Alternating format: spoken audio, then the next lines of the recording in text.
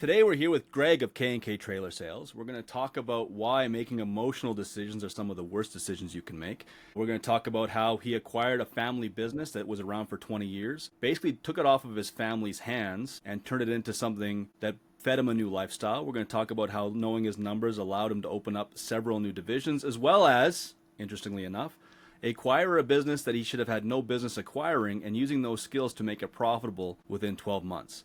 I'm Dennis. And I'm Greg. And this is the More Profit, Less Stress podcast, where we provide the tools for more profit and less stress in your business now so you can turn into a valuable asset later. Welcome to the More Profit, Less Stress podcast. I'm here with Dennis Takema. I'm Greg Forzani. And our guest today is Greg Klassen, the owner of K&K Trailer Sales, Rentals, and Refurbishment. Welcome, Greg. Can you take a minute or two and just tell the audience about K&K Trailers? Geographically, where are you located and what do you guys do? Yeah, for sure. Okay, so we're located in central Alberta and we do grain trailers. So like it's a trailer, semi-trailer you pull behind a truck, not to be confused with, we get lots of guys asking if we work on an RV and so on and so forth, and we don't. So primarily it's heavy trailers, grain trailers, and that really what our business revolves around. So we had a shop in Saskatchewan. We still do work and stuff there. And then we have this other shop in Alberta.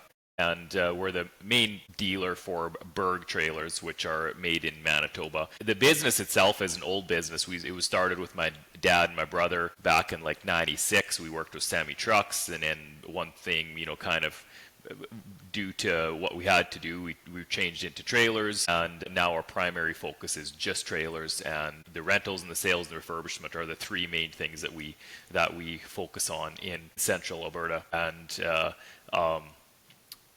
again, it's started with family business, and then I bought my dad and brother out, and it led to this.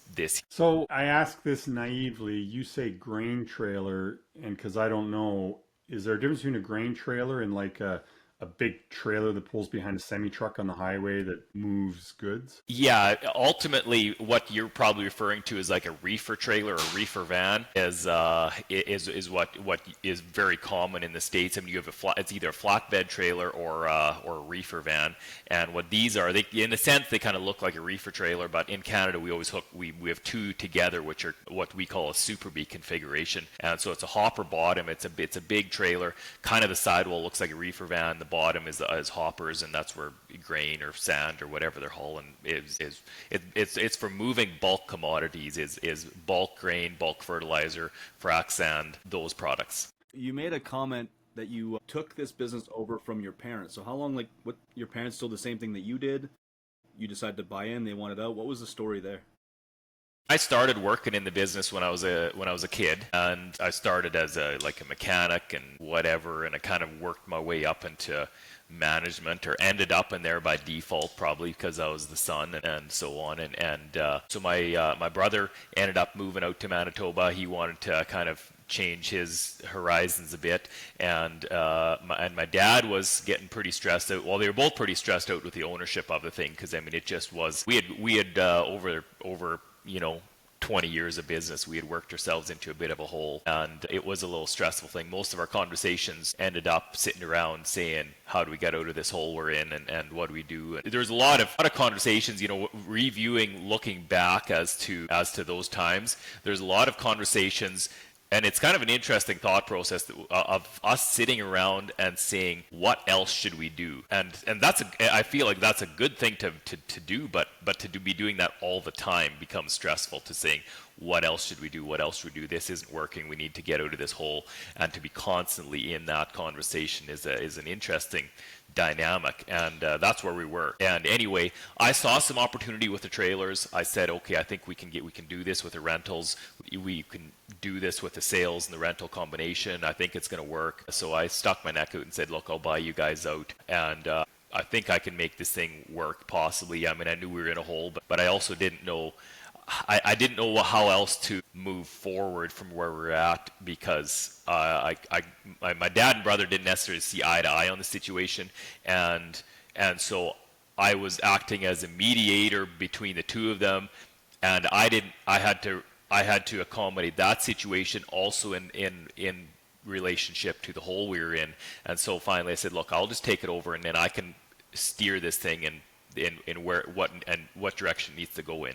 Question. So you said you guys were in a hole. Sorry, the business has been around, I think you said 20 years before you took over, and it had dug itself into a hole. People watching this could probably relate to this. So in hindsight today, knowing what you know, if you look back, what are some of the things you think happened that attributed to digging that hole? Yeah, good question. I mean, a large, open, unaccountable line of credit is one thing, but the other thing is not knowing your numbers. So there was poor bookkeeping, poor accounting, and not actually any true accountability from the owners as to what is actually happening on the numbers side by relying on bookkeepers and accountants to provide us with numbers typically on a yearly basis. And then we all know that those aren't necessarily the actual numbers, right? They have, we don't know always, they can tweak those numbers either way. And so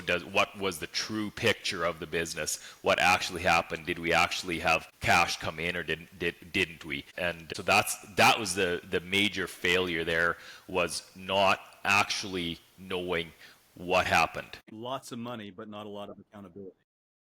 Exactly. Yes, we always had lots of cash flow. You said something a minute ago. I'd like to go back to getting the numbers from the accountant and bookkeeper laid out in a way that you realize now maybe is not what you needed to make great decisions. So can you expand on that? Because a listener listening to this probably doesn't understand maybe exactly what you meant by that. If you can expand on that. Yeah, I mean, because there's things like depreciation, and there's not proper cost of goods calculated. There's a lot of things like that, and some of those, if you don't really understand them, you just see the bottom number and you say, hey, did we make money or not? And they will like, well, okay, but if we calculate this and if we calculate this and we change this, well, then maybe we did. There's always so many when you run a lot of numbers. There's so many levers to pull, and I think the big thing is just is understanding, are you truly profitable? And for me, it simplifies the matter by looking at it on a month-to-month basis, because you say, are we profitable this month, and are we profitable last month? And when you look at it on a yearly page, it kind of changes things, because then you always get all the accountant jargon in there, and it seems like it confuses are you truly profitable or not? Right. Clients often give us pushback from their accountants and bookkeepers on what you just talked about, because they would say, oh, well, Greg, it just comes out in the wash over a year, except in the first quarter of a year, you may have revenue where the cost of goods associated with that revenue might be in the fourth quarter of the year before. And in the fourth quarter of a year, you may have cost of goods that are associated with revenue in the first quarter of the next year. So to your point, they don't line up, and you don't actually know if you were profitable in all those transactions in business. So yeah, good for you for bringing that up, because we get pushback on that all the time, and it's a very dangerous situation for companies to get into. Yeah, because you can show that you posted a $100,000 profit in a first quarter, and you're like, great, we're killing it, this is great, and then all of a sudden the next quarter you're like, hey, wait a minute, what's going on here? Right. And it's exactly, that's a very dangerous place to be. Or you run into that situation of, well, look how much cash we have. Let's go out and buy that new piece of equipment we've been looking at, without taking into consideration the fact that cash has already been slotted for something, but you simply forgot about it because the bank balance looks so good. Or, hey guys, great news, we put $100,000 down on our line of credit, only to pull it out 10 days later and use it to pay off stuff because we didn't Right. properly track. Yeah. Which I think happens to a lot of people. So you were saying that part of the business then was, in a sense, your family was running operationally blind unintentionally. Yeah. We felt like we had to have a bookkeeper or somebody, right? And that's a major. And technology has changed to allow us to. Everything's automated now, right? You take a picture of receipts and everything calculates itself, and it's all synced. And so, I mean, we didn't have that technology back then, but you had to do a lot of manual entries. Still, there had to have been a way of knowing our numbers on a much better basis. Even if we just had a pen and paper, it had to have. What I do now is possible partly because of some of the cool new technology we have, but I guarantee it would have been the same way back then. Yes, so it's kind of like there are still people that go through this now, where the accountant says, "Well, just give me your bank statements and your box of receipts, and I'll get you your taxes done." And I think there's a lot of Right. people that live by that. Even in-house bookkeepers, the priority has never really been dialed into operations. And I don't think it's intentional. Honestly, I don't think people sit down and go, "I'm going to intentionally do your books a certain way." I think what it comes down to is the business owner has no idea what to ask for. And so that the default then is, I'm just going to take all of your crap and organize it for taxes because you should be smart enough to know what to do with it. But no, I don't think anybody ever sat down to say, "Here's why you put this here, Mr. Bookkeeper. Here's why I want this here, and here's why I want this here." Because I've got clients today, even with technology, it doesn't mean that technology is putting things in the right spots. It's just I've replaced the person sitting in the desk at 60 grand a year for an app that cost me 123 bucks a month. So Yeah. I'm still getting the same Right. problems. Yeah. Right. Yeah. And that really boils back to expand on what you just said. I think the original reason profit and loss statements were created was to figure out how much tax you owe. And that's great. I mean, I get it. We owe tax. But that doesn't mean it was like, I think a more important reason for a P&L is the operational layout. And Greg, kind of what you're alluding to is so you can make better decisions operationally, and therefore that'll lead to making more profit, and then the P&L's filed for taxes to see how much tax you owe. But way more important than the tax layout is the business operational layout, which is very different, and that's what we're talking about here. Well, in this situation, you mentioned before, like there was family conflict between your dad and your brother and kind of you coming into the operation. I'm going to make an assumption, and you can either correct me or agree with me, that a lot of that fighting probably just came from the fact that they're flying blind on what's actually going on. And so then a lot of the decisions becomes hyper emotional versus actually based upon what's happening in the business. Absolutely. Stress in business always stems from either not being profitable or not understanding your numbers. I mean, I think that can be said in marriages, and every relationship on this earth is it comes down to not understanding your numbers. Why do married couples fight about money? Because they got married. That's why they fight about money. No, it's not the marriage. It's the problem, Dennis. It's the numbers. They don't understand the numbers. It's it. It's the same thing. It's marriage. The same thing as business. If you understand the numbers, it's fine. And both can agree upon what those numbers should be. Not that Dennis wants to buy a brand new truck and she says no. Those we're not talking those numbers. I should get to do what I want because I'm the, I don't know why. So One with the some of beard. the conflict came from that, and then listen to the one with the beard because we're old school. I didn't get the truck; she wouldn't let me buy it. So in your particular situation, though, when you proposed the idea to buy the business from the family, were they like, "Oh, finally, somebody take this off our hands," or was this more of like let's go back and forth a little bit. What are we giving up? What are we doing? And how did you finally settle on a value, what it's worth? Because I would assume that a business that's not making money for 20 years should have been like, we'll just give it to you. But if I remember, you actually had to purchase it. Yeah, it was. I did purchase it. It wasn't a whole pile as to the amount. Was it valued correctly? I don't know, but yeah. Oh, come on. It's really hard. Like my wife and I had an opportunity to buy a property. This is tied in, and it was from somebody we're really close to. And the offer that I was going to make was blatantly insulting. So like for to actually buy the property at the value it was is kind of like throwing water in a best friend's face. Sometimes you don't do the thing and you're willing to go higher to just because just there's something involved. So I have a feeling even in your situation, it's more of an emotional number that everyone could agree to than necessarily a let's get a business broker in and piss everybody off number.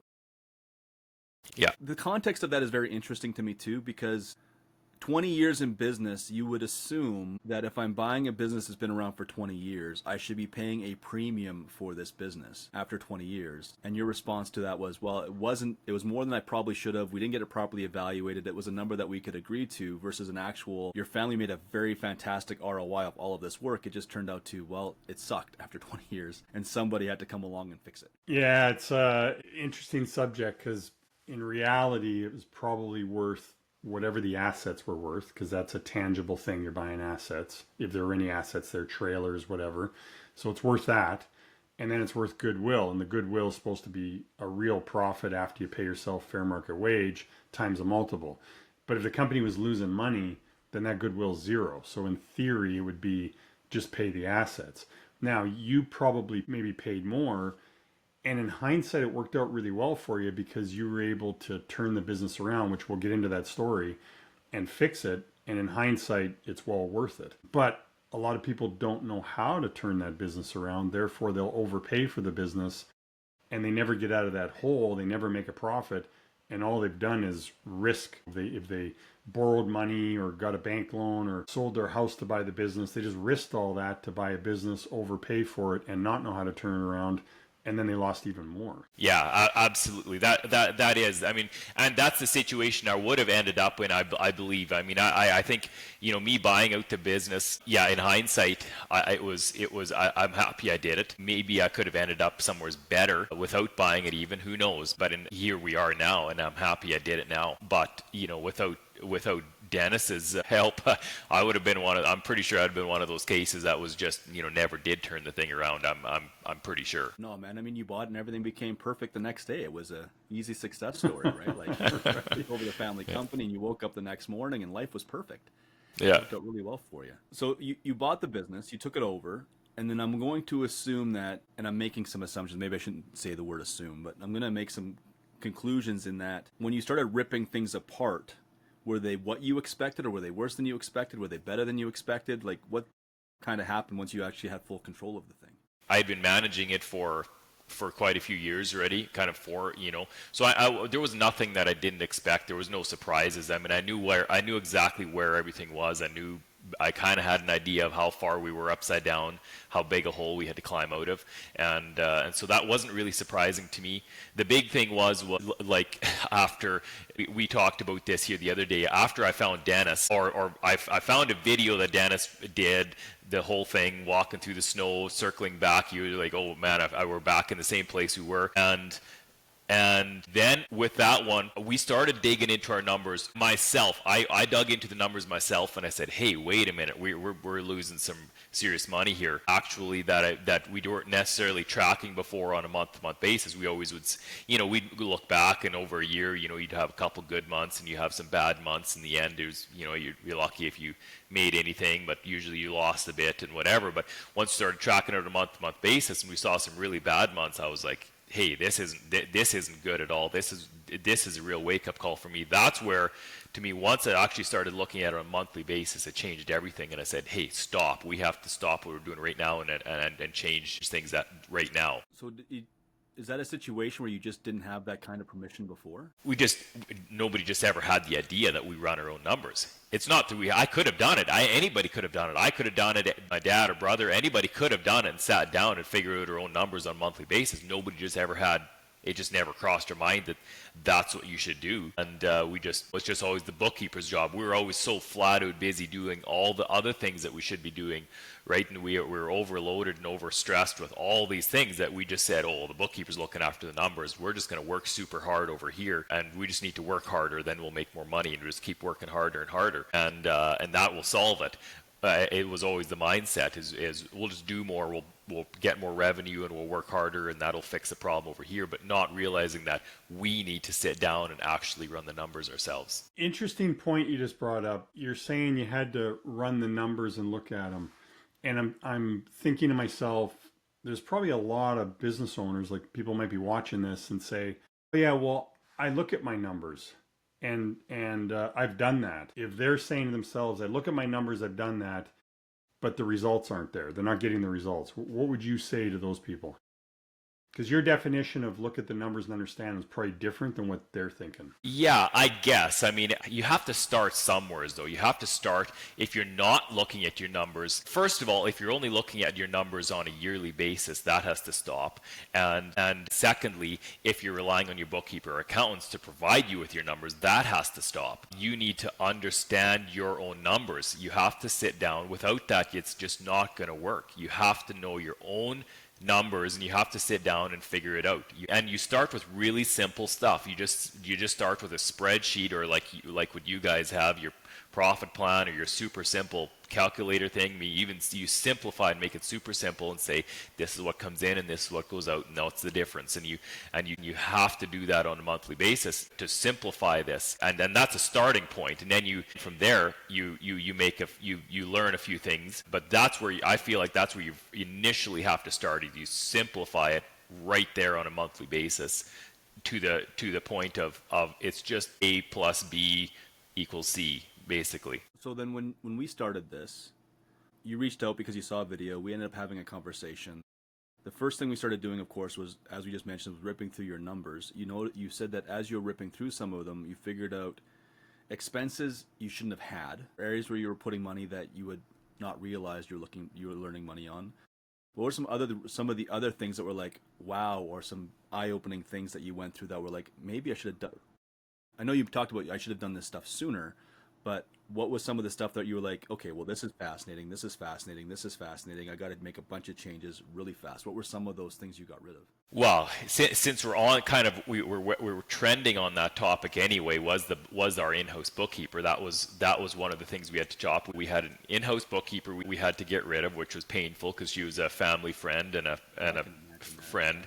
That was very stressful, but we had to make that decision. We had a salesman who had been with us for years and years. He was also a family friend and is still a friend of mine, but again, that we had to get rid of him. Those are probably those two were the most painful, stressful parts of that, but I mean, that that had to be done. There was no options, and even it was kind of interesting because they were aware of what I was doing once I started tracking the numbers, because I was going to them and say, hey, what with this and what with that, and we kind of we were all in on this together, and once they started seeing the numbers, they were like, yeah, we saw this coming too. I mean, it was painful, but they could see once we all started digging into the numbers, they said, oh yeah, you can't afford me. I love you said that. I can speak with similar experiences, whether it was my business or going through client situations, what you just said. And I think that's an important thing to kind of circle back on. Your team, once you started to look at numbers properly, your team actually realized, hey, this doesn't make sense.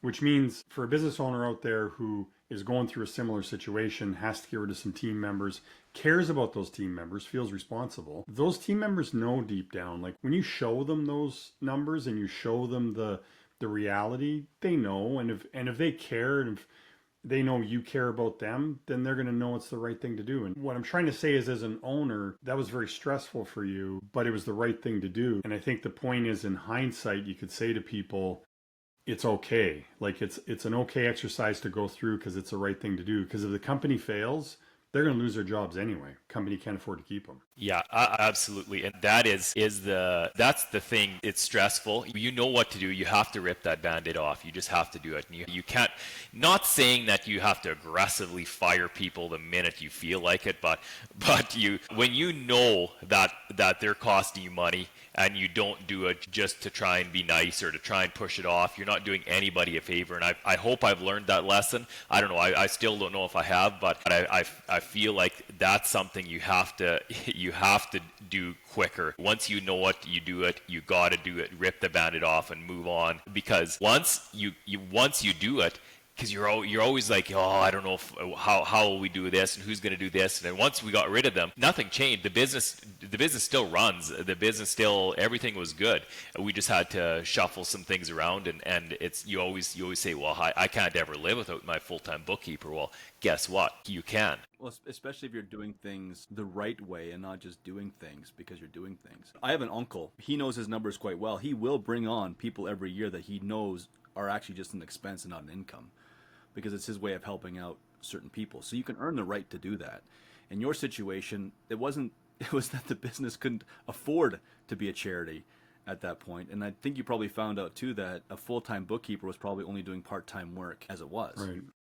Yeah. So you're saving the time. So I do actually remember that phone call. Hey Dennis, I found a way to save 60 grand. I fired my bookkeeper. But you had also mentioned that wasn't a stress-free situation or a stress-free decision. It was a lot of pacing, a lot of thinking, a lot of, do I actually have to do this? I think when they got exposed to the numbers, as you said, they realized it, that they were supposed to go. I think they're also in a situation of, let's see how long he'll keep us around, because I really don't want to go somewhere else, but they saw it coming. Outside of those two decisions, what else did you have to make? Because if I remember, we actually went through your entire sales inventory and what the business does, and what the business does now isn't even close to what it did then. Like, we completely changed the entire operation. Yeah, when we rotated a lot into rentals, that's where we took a lot of our sales inventory and turned that into rental inventory. We started running. That's where we started digging. Once I started working with you, Dennis, then that really, once we started understanding margin. You see, that's the thing. I didn't, that you need to buy something and sell it for more and whatever, but to really understand that let's say for instance, to understand that your gross margin on a given inventory should never be less than your set overhead, let's say, right, for something like that, for instance. So that was the big thing, to figure out where our margins are, what items we can do that have bigger margins. And we said, okay, well, this seems like the rentals are able to pull in a little higher margins than what we were doing on some of the other things at other times. So we rotated into that, and then we went back when with time started fixing the sales side, and stop blowing things out, or all that stuff, right? But I think that was the process of a lot of it, how it went. It started with rotating quickly into something with a bigger margin, and then go back and fix the ones that were traditionally ending up in small margins. Say, how do we increase the margins on them? Was the kind of the process of what happened there. And then obviously a lot of things like implementing systems and stuff like that, obviously, but that's the bones of it. Boy, that's there's a great example of, back to that earlier question of what numbers are you looking at? Because what you just described, most people may not understand even how to calculate that. Like, here is my margins on selling product, and now here's my margins on renting that same product. And even just, I'm sure you and Dennis forensically got into it to figure out how you calculate that, because you got to bring in depreciation, you got to bring in how many times you're going to rent it, maintenance, like there's so many things. And I'm not going to give your magic formula away here, but it just, to highlight, those are the kinds of decisions and number assessment business owners need to learn how to do to become profitable and successful, like you've done. Because that right there, that's huge. Like, just switching your business model and understanding how to do that profitably, that's a big deal. Well, I think one of the things you mentioned too, you're using words like gross margin and that kind of stuff. A lot of people say, well, I made $500. $500 is $500. They look at the dollar value of the margin. And one of the things we went through and we hammered on was, yeah, dollar value is great. I like dollars. Everybody likes dollars. But what percentage am I actually putting myself at? But just as people are listening in, when you switch your brain from dollars to percentages, you actually start making a lot smarter decisions for how to handle stuff. So yeah, because you know your expenses, and that's, to me, I think some of these things, I mean, it took me a long time for a lot of this to click in my head, but know that your set expenses or your gross expenses, let's say your set expenses are 10% of revenue and your gross expenses are 22% of revenue, let's say, and to know those numbers, is and to understand how you calculate that in comparison with margin, to know that I'm never going to sell something that's less than 8% margin or whatever, right? To understand the context of that, because otherwise you say, well, because you don't know how those numbers work together. You say, oh, I still made a couple grand, but you're overall reducing your whole margin on the whole thing to the point where it doesn't work. So then I remember actually too, because the shift to rentals wasn't like we made the decision day one. I think we took 2 or 3 months of running those numbers and figuring out what that actually looks like, or was it less time than that? It felt long. Yeah, it wasn't a long decision, actually. It happened pretty quick. It's some of those decisions that, like, I feel like they were made pretty quick, and because we were kind of under the gun a little bit. I think early on we made some pretty big moves in some short times, I think. Well, I mean, in context, it was very short overall. But I think we created an entire tool around rentals. That took us at least 30 days to rate that tool and then run scenarios to make sure it was the right direction to move and what kind of margins we could make. There was a lot of calculations we had to do there. Even though emotionally it was like, I got to move right now. It wasn't just I guess I want to make it clear to people that this wasn't a knee-jerk emotional reaction. It was here's a direction. What does that actually look like? And does it make sense to test it and move forward? It wasn't just, let's blindly run into this and hope it works. That is for sure. And we actually had done a significant test period with rentals prior. We already had dipped our toes in the rental market for almost, it was maybe even 2 years that we had kind of understood the marketing of it, understood the demand for it, and we said, okay, there's demand. This is kind of what the rates are. This is how it works. This is we figured out the kind of some of the problem holes you need to plug when you are renting and dealing with rental customers and so on. But we're still figuring all that stuff out. But largely in our initial test period, we figured out a lot of those things. But then with Dennis, then we really figured out the profitability and then rolled everything in basically. I got a twofold question. So number one, the first part of the question would be, obviously it sounds like, the business was in trouble when you took over.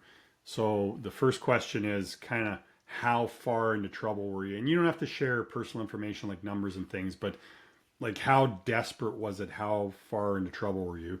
And then the second part of the question would be, it sounds like the two of you attacked this quickly and you attacked it with numbers and you rearranged things, came up with a new strategy, made some great decisions, turned the business around. And I don't know your business as intimately as Dennis does, but I do know you've been doing really well. So clearly turned the business around in a great way. What would you say to people that are in that situation you started in where, you're buried, you're in big trouble, and can they get themselves out of trouble? Because they might say, well, his situation wasn't like ours is really bad. What would you say to those people? Yeah, I mean, it's not like the bank was knocking at the door, but they probably because they didn't understand how bad of a situation we were in. But if they really would have understood where we were at, they probably would have been. But I always remember I used to run this exercise once in a while. I'd say, okay, if we sold everything, we sold the business, the assets, everything, our personal assets, our business assets, how much do we still have left to cover after we sell everything, right? And it was a pretty significant number. Like it wasn't a small number that if we sold every single piece of possession we owned at that point, everything, how much did we still owe the bank at that point? And I still remember that that's a stressful thing to do, to know you're really upside down. And so it was not a good place to be in whatsoever. And what would you say to a business owner who's in that situation, who's saying, like, I can't get out of this situation? Because you guys did, right? You and Dennis worked together through this and got out of it. And it was hard, but you did it. So what would you say to those people where they're like, well, you got lucky, whatever,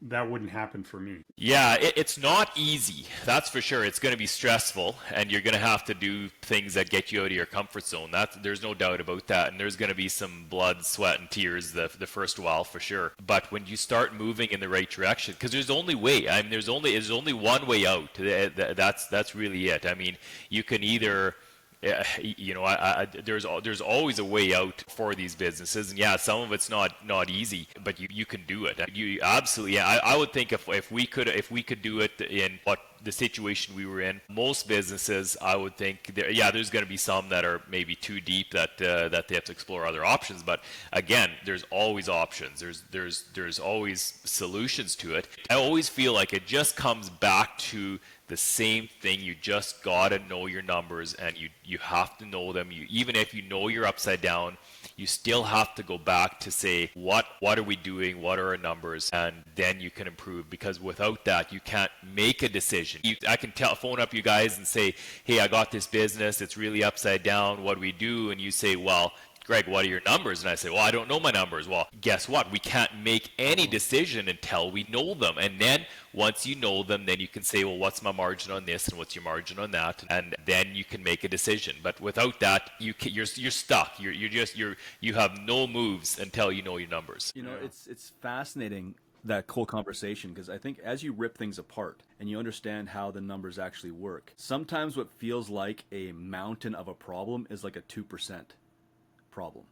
Meaning if I make a small adjustment here and a small adjustment there, suddenly this mountain of a problem actually is more like a foothill or a molehill, but it feels insurmountable when you don't understand how that ties together. Yeah, absolutely. At the start, like what we talked, we made maybe some bigger adjustments at the start, but with time, we made very small adjustments that have made very long-standing changes with the business, and not just decisions about the numbers. There's also what I love, thinking about where we were to where we are now is really being conscious about reducing stress, because that's honestly was a pretty major thing for me. I was to the point where I had health problems. I ended up in the hospital. I had all kinds of stuff because of too much stress, and that's not a place I want to ever be in again. And for me, reducing stress was as important as becoming profitable. They're pretty much tied together, but for me that was such a crucial thing that I'm willing to give up a certain amount of profit to have my stress at a good point. I think even now I could have higher profits if I was willing to rest more stress on my shoulders, but I'm not, and so I'm at a point where I balance the two, if that makes sense. Well, it's good stress versus bad stress. Right? So like in the situation you're talking about, it's uncontrolled outcome equals bad stress. If I don't know where it's going to go, if I'm going to get shot, stabbed, it doesn't matter. If I feel like the future's threatening and I got no way to get out of it, it's a completely different kind of stress than if I know I intentionally make these decisions, there is a probability of error, but I got a higher probability of success. That's a completely different kind of stress than I'm ending up in the hospital because I can't handle it anymore because I don't know the outcome. Yes. Yeah. There's a lot of people that'll say, oh, well, I'm looking for work-life balance, so I just focus on that. But they say it in the situation you were in before, when the company's going down, you're about to lose the company, and they'll say, yeah, but I need work-life balance. I'm sorry, I got news for you. Anybody thinking that? You ain't fucking getting that work-life balance if your company's in the toilet and going down, the money's not there. That ain't gonna happen. You gotta fix that first. I wanna go back to something you said that I think is really important. You said even like now recently, you'll look at little decisions that make little profit different, like little profit percentage differences. So you and Dennis obviously work together to make some big decisions, to make some big profit changes. But now it sounds like you're able to make decisions that might make like a quarter of a point difference in your margin, therefore a quarter of a point difference in your profit. But with your kind of volume, that could be $50,000 or $100,000 a year. Well, I don't want to glaze over that because it sounds to me like you kind of touched on that for a second. What's the importance of really knowing that little quarter point here, that little quarter point there, those decisions are still very, very important and very valuable because they can add up quickly. That's the thing a person often forgets at the end of a month or the end of the year. It's a few small things can really make a big difference on your net profit, because even if your net profit is 15% of gross, which is, phenomenal, but most times it's 5% or, whatever companies end up at, it's such a small number in comparison to your revenue. And when you add up all those small things at the end of the year, every small decision, or at the end of the month, preferably, at the end of the month, your profitability is so dependent upon those small decisions, because and it's just to the point, like I was just thinking, like some of the most small decisions, like let's say a checklist you have that misses one item, well, right, it could cost you $1,000 or something like that, or so let's say you have this, the boys have, and they're supposed to go through and do this checklist. You realize that, hey, well, that was a whoops. Well, you just got to go back and you got to fix that. You got to change their systems, and you keep on top of the systems, what's working, what's not working, and you keep changing that, because everyone has a small dollar amount. Maybe it only saves them an hour work. Whatever saves you $100, but at the end of the month, sometimes that makes the difference between having a 5% or a 8% net profit on a monthly basis is a handful of those small decisions. I got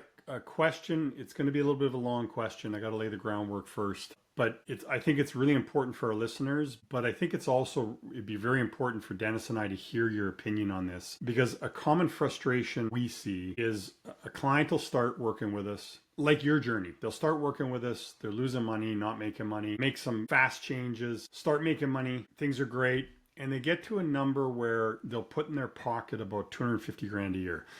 And I say 250 is a combination of salary and profit. So let's pretend it's 100 grand salary and 150 grand profit, 250 total. And it's a great lifestyle. And then they put the systems in place like you're talking about, and the stress lowers like you've talked about. Okay, great. So now they're making 250, stress is low, great work-life balance, life is awesome.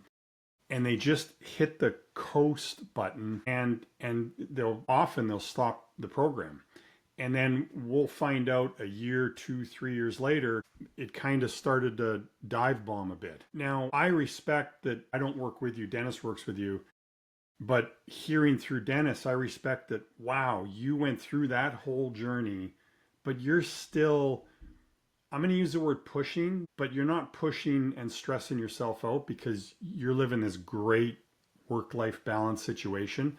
But you still got your eye on growth and you're still growing. So I guess what is it that's driving you to do that? Is there any piece of advice you give to people who get to that situation where they stall out and kind of want to hit coast at that 250 number? Like, what's your mindset around that? Yeah, that's kind of an interesting question, because I ask myself the same question sometimes. What motivates me, and why do I do what I do? One answer would be, and Dennis can attest to this, since he started with me, we've had to essentially rethink our strategies several times pretty significantly throughout the years, where we said, hey, this is working, and then all of a sudden a big hiccup comes along and we're like, hey, wait a minute, that whole thing that we were doing that was working all of a sudden doesn't work anymore because of this situation or that situation. So now what? And then we sit down and we come up with a plan. But again, it's less stressful coming up with a plan when you again all know all your numbers and you say, well, okay, based on this and based on this will work. And I mean, we've had some points where we've had some suppliers have done some major resets, and we've had some major supply issues, and we've had major shakeups in the whole business. And so I feel like that's just about the time where you start getting comfortable, is about the time to expect a major shakeup to happen in your business. Right. And to me, that's about always how it is. Anytime I say, hey, I'm getting a little bored here, well, guess what? There's a big shakeup coming down the pipe that you have to be prepared for. So to me, that's part of it. It's too stressful to always be saying every day, what else can I do? What else can I do? And I also think it's stressful you have to learn to say no. You can't say yes to every opportunity, because they're not, just because there's an opportunity doesn't mean you should do it. So there's that, but you have to be prepared for big shakeups coming down the pipe, and that's why you have to stay on top of it, and you have to always keep tweaking, because then you're more prepared for that shakeup that comes down. Again, this is me not necessarily being perfect at this by any means, but to try and stay on top of all your systems and all the operation systems you have in place, and keep them fresh and keep improving on them. And small things like that you always can try and improve and say, hey, how do we improve this and how do we improve that? You're much more prepared for when that big shakeup comes down the system, because it almost always does. There's somebody is going to come along and disrupt you, whether it's competition or whether it's markets or whether it's customers or suppliers, something, or governments. It's always going to hit you when you get comfortable. Yeah. Well, and I think there was a time frame too where you had made a comment to me saying, if I could get this far, how much further can I go? Right? Because there comes a point where you realize, like, we've adapted beyond just the one change of the one company. I think you added in some different aspects that we never played with before. One of is you went full on to trailer refurbishment, and we had 2 divisions for trailer refurbishment for a while, and then we sold one, and then you got into just for fun. Sometimes I think it's just for fun, and sometimes I think it was just for headache. But you took the opportunity to buy a company that wasn't even close to being anything that you currently do, and that one took about 12 months to kind of turn around and 24 months to get it cash flowing. Like, you've also pushed your level of education to trying new things and seeing if all the skills you've acquired works in different avenues. Buying a business that you don't know about was interesting for sure, and I really question that decision at times. But it's now a profitable business. That's what's pretty cool though is I ran that business for a while and never paid myself out of it because I didn't need to. I wanted to build up some cash in there. And here the other day I said, you know what, I'm going to pay myself something out of this business just because I can. And that first paycheck out of that business, that actually feels pretty good. That's something that's pretty cool. That was something that I said, you know what, this feels really good to have a business actually that just paid me some money just just because I could. Had some fun with it, and that's a pretty good feeling. Which is not something that the Greg who first bought his dad's company would have been able to do at that time. But I think it's the foundations of everything you learn, right? And I think that's another part of the growth. It's really hard to put a price tag on winning and that feeling of actually doing something really, really hard and getting a result from it. Like, how do you put a price tag on that? There's, market shift, things happen, but something in doing those hard things and getting rewarded for it is a feeling you just can't get anywhere. Yeah, you're right. It is. It's a game. It's the best. I've always said, guys say, hey, why don't you go play golf more or this or that? And I said, guys, I'm already playing the best game in the world. Like, this to me is this is it. So we've been doing this now, I think, together for, since your middle son was born. Like, what is it, he now? How old is he? I don't know. He's 5. More than 5 years. We've been at this. So when you got into this, I've been managing my dad's business. It's been around for about 20 years. I took that over. I had the levels of anxiety that were putting me in the hospital with medical conditions and everything else just due to stress of what the heck did I get myself into. To now you're saying, no, guys, it's a game. It's more fun than golf. Let's go play. It's a really big transition in lifestyle. It is. It really is. Like, I don't recognize my lifestyle from 10 years ago. A totally different person. I'm wildly different from where I was 10 years ago. Well, and That's I think cool. my favorite part is the fact that not only have we been working together, we've become friends through the process. And I think one of the things I really enjoy is that you're not attached to symbols of status. Like, there's people that will do what you've accomplished and they go out and they buy the symbols of status that go with it. And you and I talked about that a little bit at one point because you decided to treat yourself and upgraded your truck. And I think your comment was, I don't know why I did it.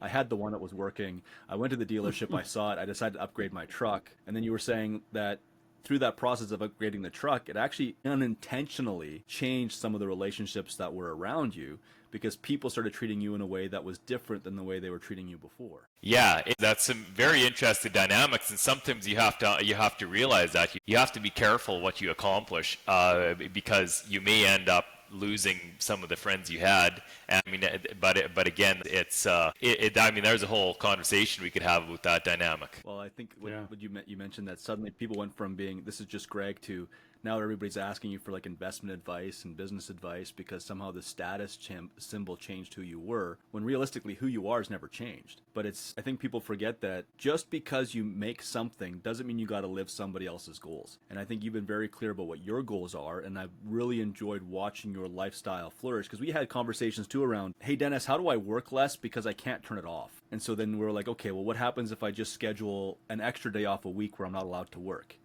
Because I think you said at that point you were putting an appointment in your calendar to make it a requirement to do something with your family on Fridays so you couldn't work that day, to see how well your systems were coming into place and shifting that lifestyle as well. It's really fun to push your systems so far to see how far they can adapt to entirely exclude you from your business. That's pretty fun to try. Is see how good my systems can be, that to the point where they push me right out. Yeah, because you've taken some more vacations. Like, you guys have gone on some nice trips. And I think the best part about it is because we live in a world that's capitalistic. Your responsibility is just to give all that money to everybody else and forget how hard you work to earn it. So you shouldn't be enjoying your lifestyle at all. It's all tongue in cheek. Like, all the stress that you went through, everything that you went through. One, you've said a couple of things that I think people should be very aware of, is if you don't shake your tree, something's going to come along and shake your tree for you. You made that comment about if I'm stay too comfortable, then something's going to come along that I'm not prepared for, and it's going to completely disrupt everything. And I can think of 2 or 3 very specific situations that you had that these could have been business destroying problems had we not been watching what was happening. So we took a business destroying problem and turned it into an opportunity because we were able to watch those numbers. And 2, I don't think anybody can put a price tag on the journey of the stress you go through to get the result. I think the reason why more people don't succeed is they don't push through all of those super hard things to find out that the path wasn't as hard as they thought that it was. What your hardest is when you're nearly the top. You stop just before you hit the peak. Why didn't you go all the way to the peak? You were so close. Because I think, well, in your situation though, I would understand why they stop, is because they don't believe the peak is there. I think when we ran through your numbers and we started breaking things apart, you could see where the peak of the mountain is. Like, you have the map to know I'm really only 7 steps from my destination, not 17 miles. I think when we ran the numbers, we could run the scenarios and see exactly where that journey goes to, which changes the stress. You know what the potential outcome is. Is that fair? Yeah.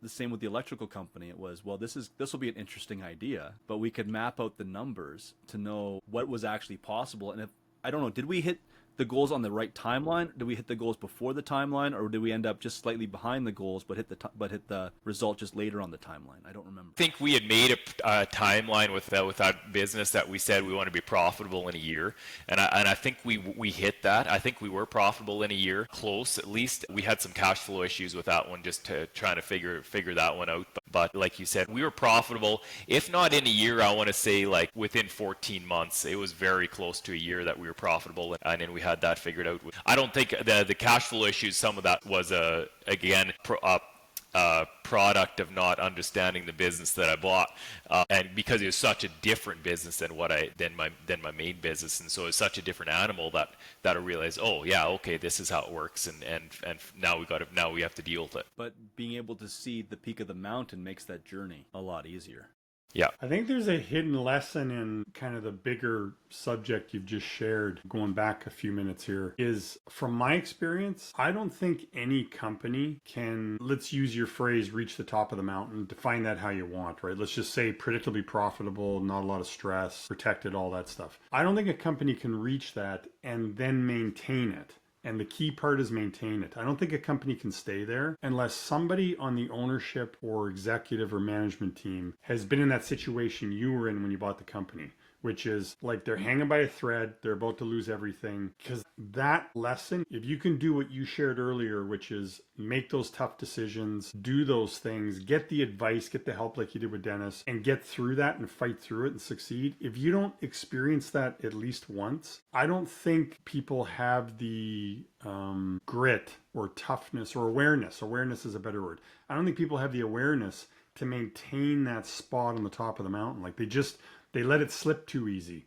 But because you were there once, you know that even if things are good, something might come up, or we can't afford to not do that checklist or miss that point. Or like, I know I went through that in my own life in a big way. And I gotta fucking tell you, it's the number one reason when I hear a client even whisper a word, they're getting content, or, oh, that's okay. Or I'm like, Like, I've been there. You have no fucking idea what it's like to be in that situation. It is hell on wheels, especially when the bank actually calls you. Because in our case, the bank calls. So I think there's a hidden message there that you maintain what you do and move forward because of the situation you're in. And that wound is still there and it never goes away, that feeling. I think there's 2 points to that. You have to understand it. You hit a peak and there's going to be another valley, and there's another peak and there's another peak coming up. But I feel like along in the journey, you have to also tell yourself, hey, we are profitable, our stress is lower, because my problem is I can wake up in the morning and just bring on stress, and this is where we'll have a bad situation or something like that, and I'll be like, oh, everything's terrible, it's bad, it's horrible, and right, just because it's an emotional thing. And so then you have to sit down and that's where I sit down and I look at the numbers, and when I'm having a bad week or a bad whatever, and something bad happened, and I'll just go down and I'll say, no, we're still profitable. This is still where we're at. We're still almost at the peak, or maybe we slipped a little ways. All we got to do is tweak this, and that's also the mentality, is to say, hey, we made it.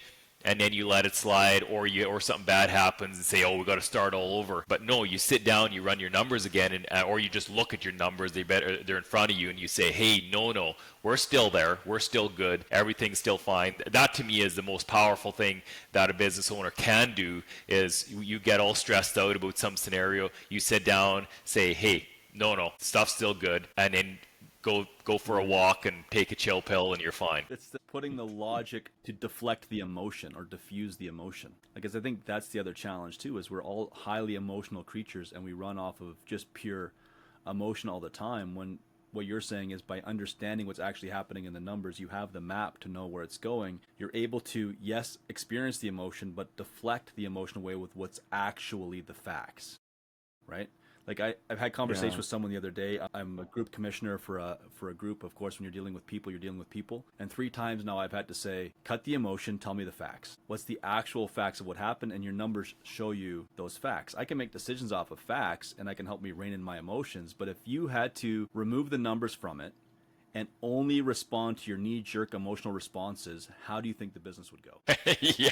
Yeah, that's it's pretty bad decisions based on emotions, right? It's like today we're selling it, tomorrow we're expanding it, the next day we're selling it, after that we're just walking away from everything. How do you know? But it all feels right, and Yeah. experiencing them.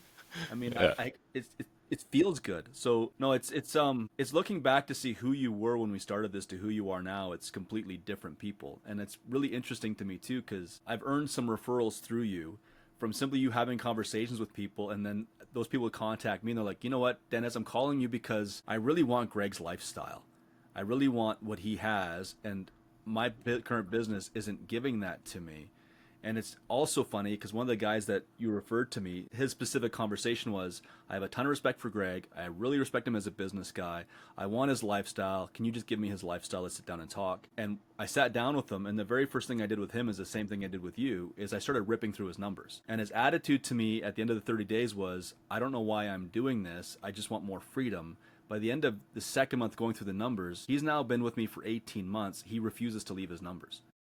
Because he says, at the end of the day, my stress is so much lower, and I know what I have to change by going back to what you're talking about. How do I remove the emotion by simply looking at the fundamentals of what works? Yeah, and it's even less stressful if you had a bad month. Let's say you weren't profitable this month. It's yes, that sucks, but again, you have a roadmap. You know which lever to pull. You can say, hey, shoot, you know what? We had a bad month. We lost some money. It wasn't good, or we had a bad 3 months or 6 months. I don't know, but you know what? Here's the levers we can pull. We can pull this one and this one and this one, and we either have to reduce expenses, or we got to increase margins, or we got to cut this, or we got to add that, and now we know. You can play that game so well. You know, there really is only, you know, maybe there's 10 levers you can pull, but there's always some that you can pull to change. Well, and I think in your situation, and most of my clients actually, when we put the numbers through the tools that we give you guys, not only are you able to see where you're at right now, but you're able to see where you were at that same time the previous month, the previous year. So I know we've had these conversations too where it's like, Dennis, this is slowed down, that's slowed down. Okay, but let's go back and compare that to the same season of last year, the same month of last year. Is this actually a problem, or is this a pattern? And I think there are times where we've established patterns, and knowing that, okay, I am going to be slower in this department going into this section because look at my pattern.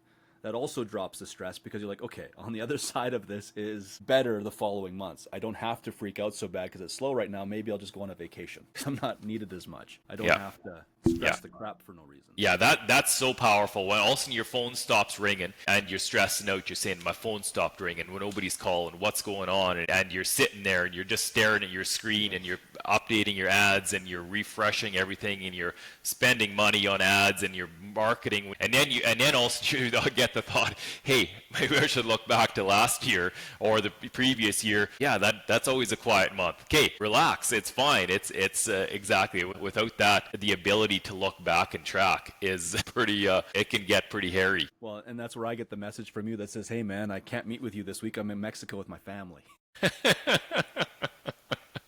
Yeah. Because you go and learn to take the break. Love it.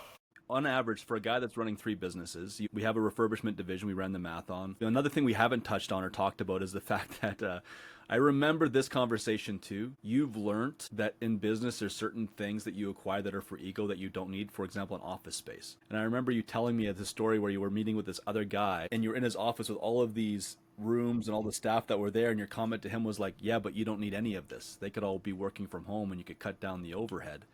So you've made a lot of interesting decisions that way too. So people that are listening to this, like, you don't have an office. I think we even sold your office building, didn't we? Like, you had a big, beautiful office building, the thing that everybody strives to achieve for their business. And that's the one thing you were like, how do I sell it? And that I love is, again, it's, some people maybe require that whole getting together with your office stuff and all your staff and have been in one group. To me, I now find that stressful because I maybe associate that to back in a time where when we were all in one office and everything was all together, we weren't profitable. Maybe that's how I look at it now. Now everybody's outsourced. They're either contractors or they're mostly it's just contractors for bookkeeping and admin stuff and marketing, or guys like that are mostly just contractors, and everybody works at a different place. And I mean, the internet works just as well in the Philippines as it does in Canada. I mean, it's just how it is. It doesn't matter where you are. But that to me has been a really freeing experience to know that you don't all have to be in the same place. You can hire anybody from anywhere, and anybody can do a lot of this online stuff that you need done, or the administration side, or the bookkeeping side, or any of that side you can hire from anywhere. Again, as long as they're accountable and that. But that's a very, very freeing part of doing business. I think I love it. I love your story there. And for anybody listening, every situation will be different, but for sure, your company has to be able to afford whatever decision you make. And that's maybe the most important part of the message Greg's giving, is the company has to be able to afford the decision you make. Other than that, every situation is different and you can always make it work. So I love how you've made that situation work, so it gives you that life-work balance and able to work from anywhere. That's awesome. I love that too. I prefer that. But some prefer everybody working together, being more accountable to each other. It's all different. But you got to be able to afford it. Yeah, that's the whole key. Yeah, if you're not profitable, you're not hiring anybody. You're doing it all yourself up until you get profitable. Yeah. Yeah. That's the only challenge I have with your story is that I'm so close to it. That when you say things, you talk about things, I'm like, oh yeah, I remember that. I remember that journey. I just hope it comes across to the people that are listening to it. That I think the hard part is it's so easy to give lip service to the result, and the result that you've experienced was not handed on a silver platter. It was earned through, like you said, blood, sweat, tears, high levels of anxiety, high levels of stress, high levels of frustration. Things that most people are willing to battle through. I think in the situation for where you went was by looking at your numbers while going through that emotional battle, you had some form of anchoring that allowed you to know it wasn't going to be impossible to get there. And I hope most people understand that it's going to be a fight. Like whatever business you're in, it's going to be a battle and a fight, but are you coming into it unarmed, or are you coming into it with weapons and a plan? Yeah. And not just relying on somebody else to feed you your information. And even now, it's no smooth ride. I mean, yeah, you have things set in motion and things are good, but there's always day-to-day stresses. There's weekly stresses. There's always there's always something. I mean, sometimes we allow ourselves to some of these little stresses that we enjoy probably, but still there's always things that are going to happen. Never going to be perfect. It's just how it is. You're dealing with people, you're dealing with machines, you're dealing with a lot of moving parts. There's a lot of other businesses that you kind of rely on to supply you with this and that, and they have problems and they maybe don't know their numbers, and right. So there's all these things that you have to deal with. So two things. One, you said a lot of good stuff there, but one, you're dealing with people. So that's always a moving target. But I love how you said you're dealing with people that don't know their numbers. Like when you're dealing with people that don't know their numbers, whether it's a staff member, a vendor, a customer, that brings a whole nother level of complexity. That's a good point. Yeah, dealing with people. Somebody once made a comment saying business would be great if there was no people involved. It'd be a lot easier. But it is a people game though, right? And I think the other thing that you made a comment of that most people should really take into heart is the fact that once you get comfortable, and I know I mentioned this before, that something will shake the tree. Like you said, every day life is good, but I think if it wasn't for the challenge, it wouldn't be as good, if that makes sense. Yeah, you need the challenge to appreciate the good, but you also can't let the challenge consume you to the point you can't appreciate the good. So there's that. Yeah, you have to know when to say, hey, this is good. This is the stuff. I mean, this is sometimes what my employees will say. They'll say, hey, we're really getting behind with our jobs. Our work is really stacking up. And I say, guys, this is it. This is winning. when our jobs are stacking up, that means we won. Like, this is it. When there's more work than we know what to do with, that means we won. This is it. Like, it doesn't get better. If I said, if there was no work, that's not the place we want to be. And they're like, yeah, okay, yeah, you're right. Yeah. And so we always find the thing to stress about, even though it's the thing that maybe means we won. It's redefining what winning is, right? And you and I both vacation quite a bit. It's a nice little relaxing thing, but I've also learned that if all I ever did with my life was vacation, I'd be miserable. It's like you need some kind of challenge to make the vacation worth it. If everything was a vacation, it wouldn't be worth it. And I think people forget that too. They think that the final glory is the fact that I get to do nothing. Do you have any idea how miserable you become when you have nothing to do? Yeah, I used to have that goal to say I was going to retire. I now feel like some days I feel like I am retired now. Some days I feel like I should, but most days I feel like I am.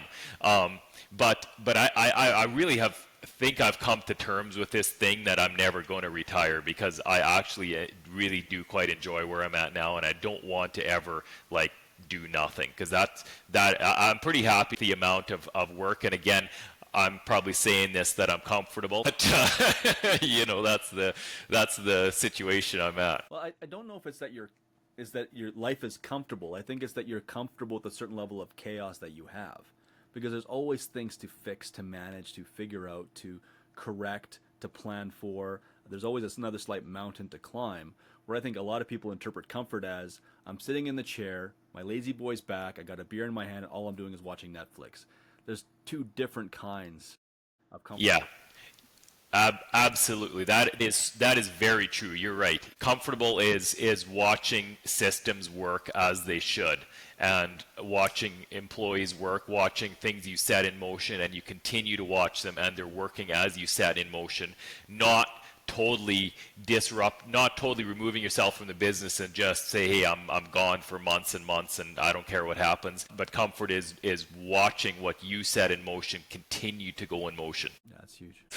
Yeah.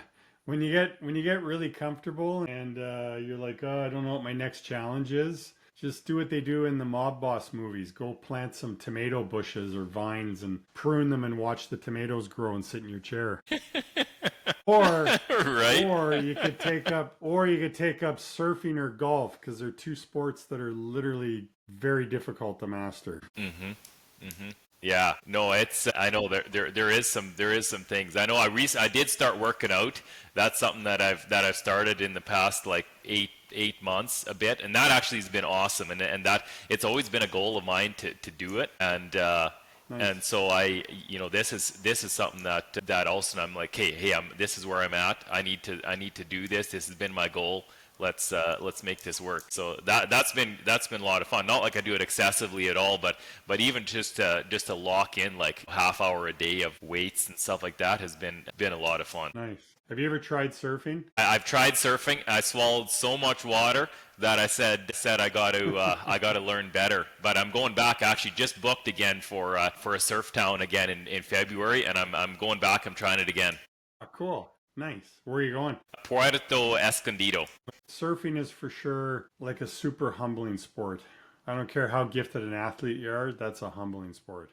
It is, to the point, because I snowboard lots, and I snowboard, I longboard, I do a lot of sideboard stuff like that, and I'm decent at it, but I've never really surfed. And I bodyboarded before, and I played with that, but then I climbed onto a surfboard. I couldn't even get off my belly. Like I was lying on the surfboard, and I couldn't even get onto my legs. Like I'm just lying on there, and I'm falling off. And I said, it was absolutely crazy, and I swallowed so much water, and I was tumbling underneath the waves, and it's wild. Yeah. Okay, our producer has asked a couple of questions none of us have heard before, and the purpose is to kind of get to know the three of us real quick. So I'm going to fire away, and Greg Klassen, I'll ask you first. If your business had a theme song, what would it be and why? Oh, that's a difficult one there. That